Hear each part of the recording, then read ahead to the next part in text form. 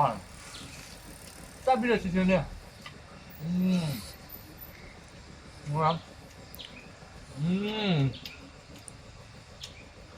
ပဲကြီးတော့မင်းတေးကြတယ်ပါလားကျွန်တော်ဒီမှာပဲကြီးတော်ရောင်းရတာ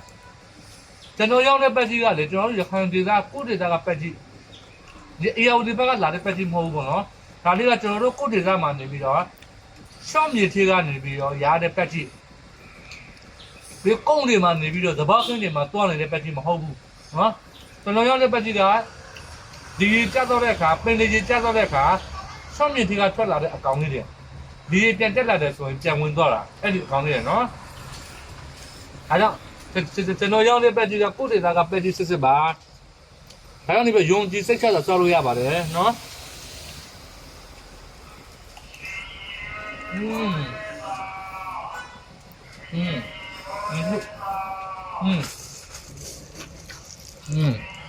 ဘယ်ကောင်လဲပေါ့ဒီမှာရှောင်းနေတဲ့အခါဆိုတေးသေးလေးပဲရှိတာ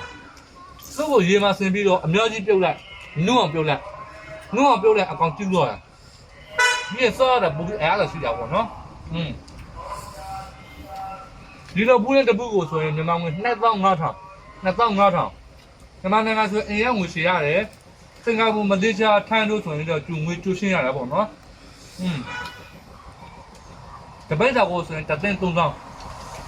ဒီလိုဘူးတဲ့တပုကိုဆိုရင်2500ဒီမှာနောက်ကပက်တီတွေကနိုင်ငံခြားကိုထိမဲ့တူတယ်ပြည်ပြပါမှာထားတဲ့တူတယ်ဒီတခြားအခြေတွေပါရောက်လာပေါ့နော်ဒီကောင်လေးကကျွန်တော်ရခိုင်တော့ထွက်လာတော့ဒီမှာတနိုင်တော့ဆင်လိုက်တယ်ပြီးတဲ့ခါမှာလက်စင်ငါမင်းပြုတ်လိုက်တာပြုတ်ပြီးတဲ့ခါမှာနေပြီးတော့ငရုတ်တင်ကပြိနဲ့တပ်ပြိုင်ပပေါနဲ့တုတ်ခါတာအရင်ကောင်းစီပဲ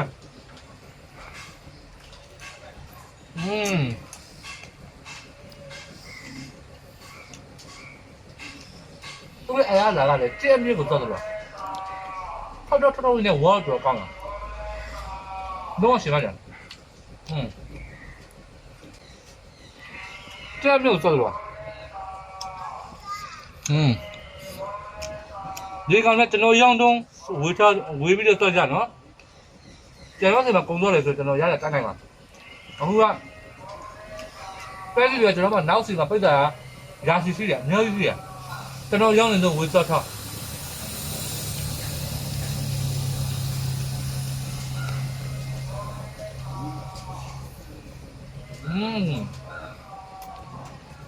မင်းကမှလည်း